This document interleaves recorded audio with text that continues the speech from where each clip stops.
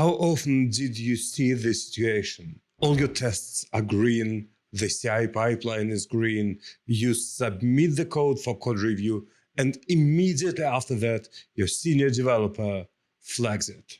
Or even worse, you write this exact logic on a whiteboard during the system design interview, and the room goes dead silent. The truth is, almost anyone can write something working for 10 users on their laptop. But senior engineers think about what's behind it. They think about the worst case scenario. They think about corner cases. And they actually think about algorithms, complexity, and data structures. And this is what you should know to become actually successful, to understand what is better, to become better reviewer. And these days, it's even more important because you need to read the code that Cloud Code will write for you, right? Hi, I'm Pasha. I'm a developer advocate for Bellsoft, and I passed hundreds of interviews for different companies long before AI era. I know my stuff about some algorithms and some data structures, and today we are talking about complexities, algorithms, data structures in Java. But before diving into actual data structures, we have to talk about something important. Something important is called Big O notation. Big O notation is a worst-case approximation of how many operations our process will take. For example, here I have some charts, like O1, like in ArrayList.get, is always constant, just 1. O of logarithm n is slightly growing, O of n growing faster with n, O of n squared is growing rapidly. And you can imagine that for n equals 1 million elements, which is not unseen, O of 1 is still one operation, and O of n squared will be 10 power 12 operations to complete our process. So same n, but wildly different amount of work. Now let's talk about the simplest data structure and the most basic structure of them all. Array. Array is just a contiguous space in memory which stores elements of the same type. For example, here we have an array of 6 ints.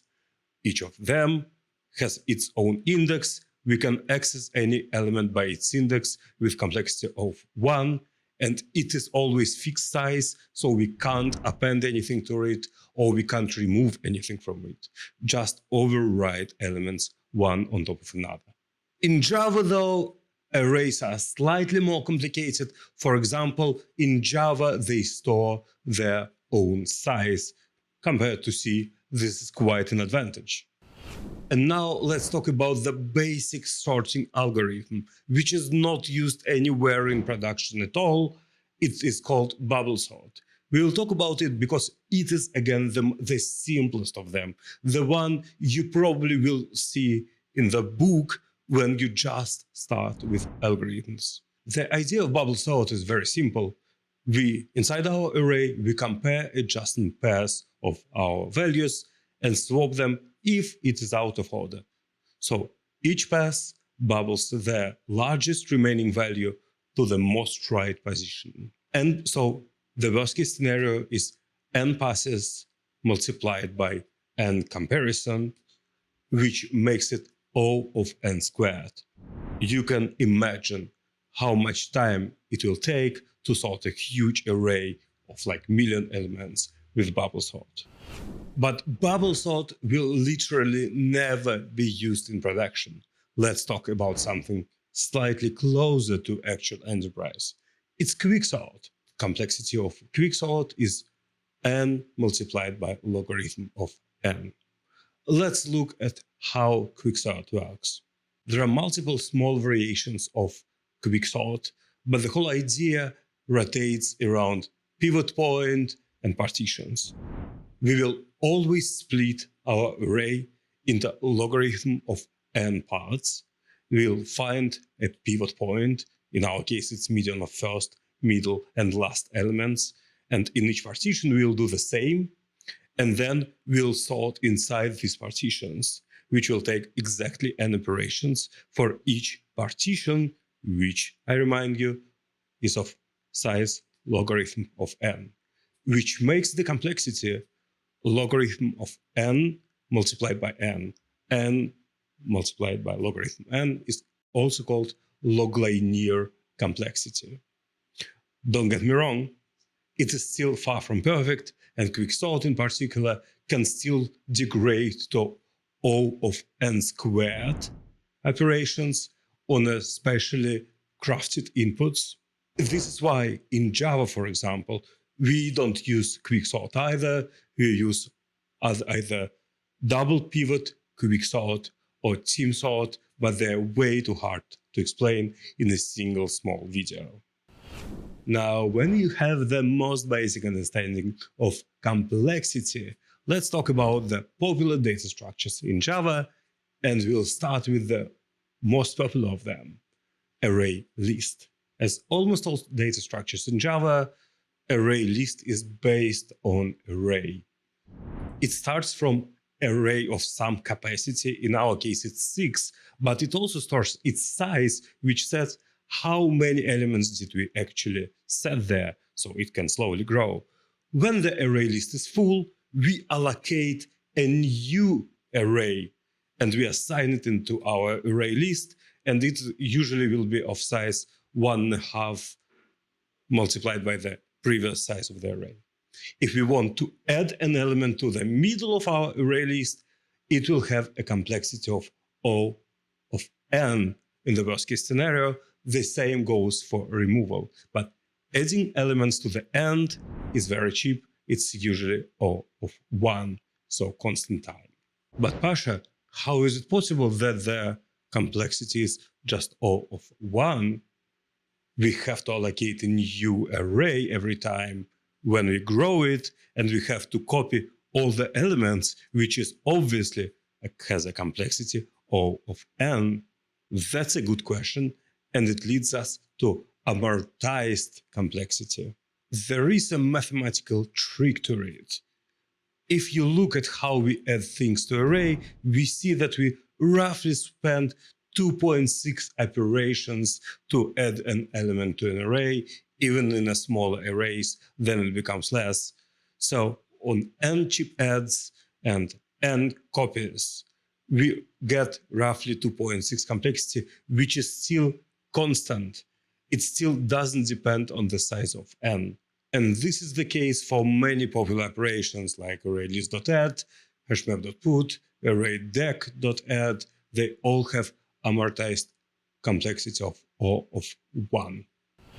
But what if we usually need to add elements to the beginning, not to the end of a list? For many junior and even middle developers, the obvious answer is LinkedList. Let's look at it. Java-util LinkedList consists of doubly linked node. It means that every node knows about the next one and about the previous one. And if we need to add something to the beginning, then it's very cheap. We just add it and add additional links. But let's say we want to delete something from the middle.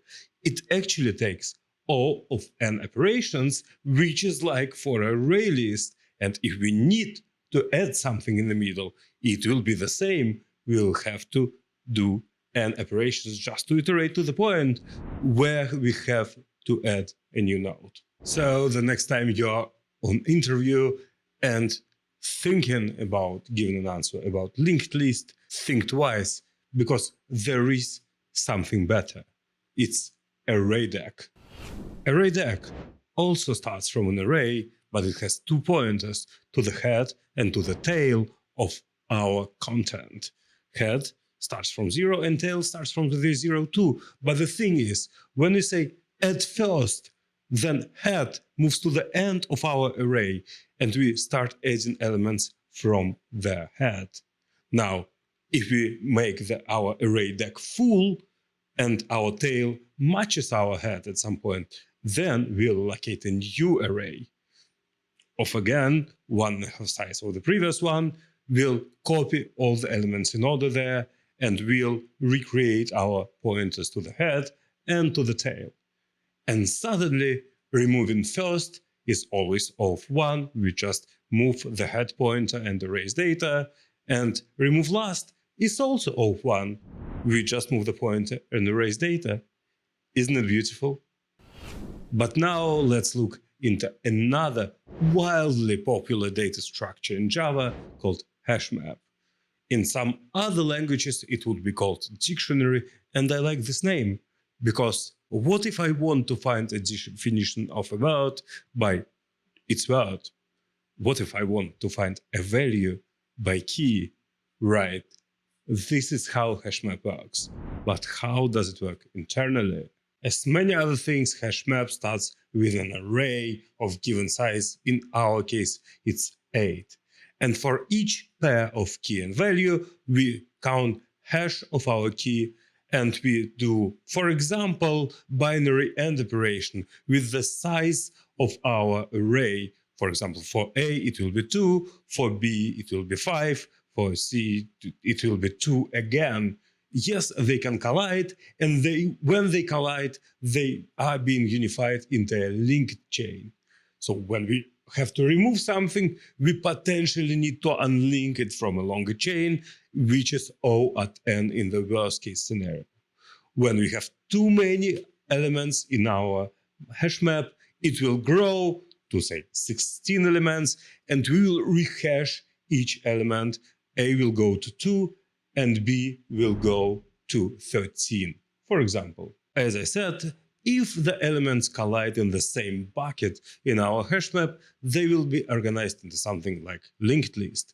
But potentially it is very dangerous. LinkedList could become very long, so after some threshold, it's 8 on Oracle VM, they will be reorganized in something called a tree set, much more efficient data structure. Ordered, by the way. Let's see how it works. Tree set is a red-black tree, the only data structure I'm talking about today which is not based on array. It is a balanced binary search tree. Let's see how it works. First we'll add the root 13, then we'll add to the left smaller value and to the right larger value 8 and 17. Then 1 is smaller than 8, so we'll have to add it to 8. But it will be red when we add it, so we have to recolorate. And then we add 11, which is bigger than 8. There are multiple rules which tree set and red-black tree should follow to become balanced and to be very efficient. It gives us beautiful idea. We can always find our element in logarithmic time. And if we need to add an element, it will be usually also in logarithmic time. Not usually, it's actually always logarithmic time. Even if we need to remove an element, it will be amortized logarithmic time, except we have to recolor elements time to time, which is called double black fix-up. Now, I know it was a lot of information to ingest, and it was very fast-paced, and some people would say it's shallow. But here's the truth.